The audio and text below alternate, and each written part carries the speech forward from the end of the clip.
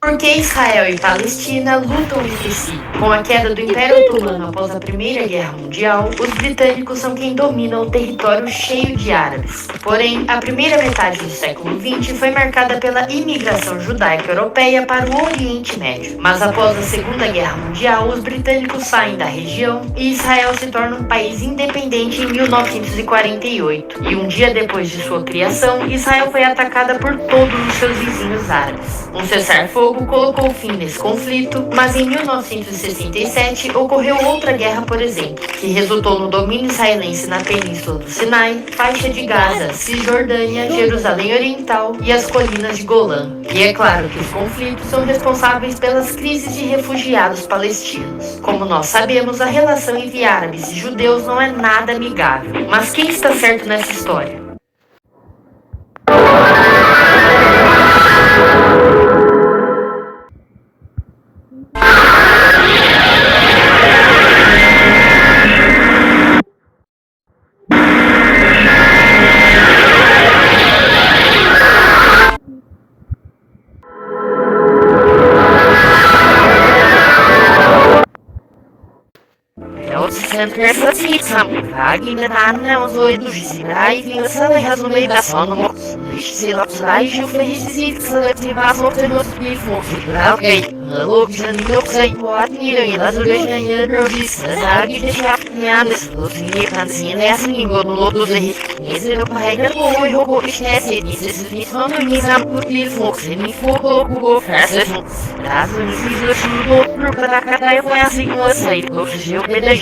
Eu ia ao que se me falou engenharia organizada por uma pessoa assim hoje a minha família virtual aí não precisa passar gente não dá para ir por perto do Rosalini a da câmera fugindo essa já tem me paneiro traz bicho de monimoni mas o que virtual aí me passou quando o é do legal e se tudo lá neste lá eu é assim